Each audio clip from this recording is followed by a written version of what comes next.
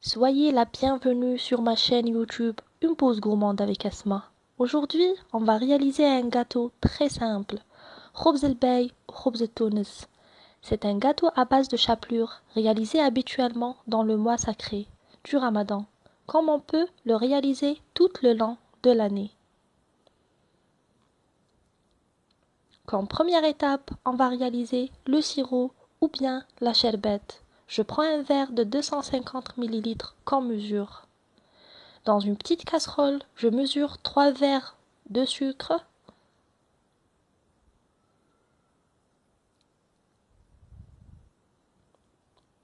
deux verres d'eau et je laisse bouillir 10 à 15 minutes. À cette étape, on peut ajouter un filet de jus de citron, comme on peut ajouter une petite cuillère à soupe d'eau de fleur d'oranger. Et je réserve le sirop de côté. Le sirop doit être froid lorsqu'on imbibe le gâteau. Cette étape est très importante, il faut la respecter. Passons à la première ration du khobz el-Tunis ou bien khobz el-Bey. On aura besoin de 2 mesures de chapelure, une mesure d'amandes ou de cacahuètes grillées et moulues grossièrement, 2 sachets de levure chimique, 20 grammes, 6 œufs, un verre de sucre, la vanille et un verre du mélange smen ou bien beurre clarifié, de la margarine ou bien du beurre et d'huile. En premier, on va préchauffer le four à 180 degrés Celsius. Dans un saladier, je mets les œufs, j'ajoute la vanille et le sucre.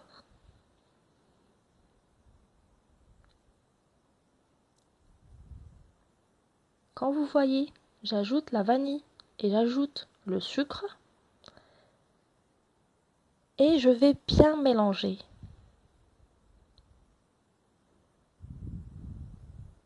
On mélange pendant quelques minutes, puis je vais ajouter les cacahuètes ou bien les amandes quand vous pouvez utiliser de la noix de coco.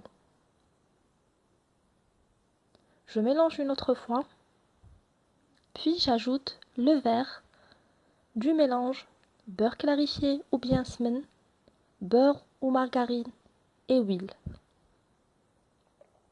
Je mélange une autre fois.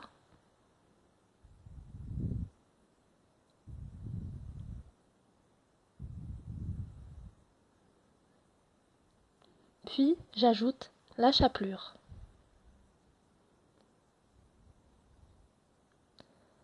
Je prépare la chapelure avec le reste du pain que je mets dans un four pendant quelques minutes. Puis quand vous voyez, j'ajoute les 2 sachets de la levure chimique. On a 20 g de levure chimique ou bien 2 cuillères à café bien imbibées que je tamise.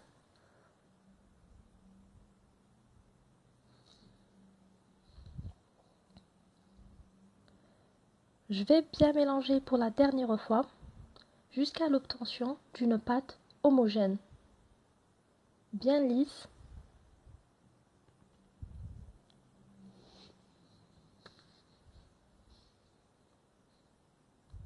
Là, je vais mettre ma préparation dans un moule de 35 par 25 cm beurré et j'enfourne à 180 degrés Celsius jusqu'à l'obtention d'une couleur bien dorée.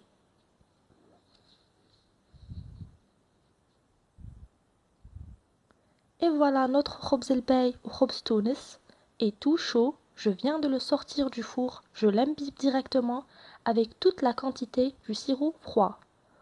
C'est très important que le gâteau soit très chaud et le sirop qu'il soit froid à température ambiante. Je le laisse reposer une nuit complète et je le découpe comme ceci.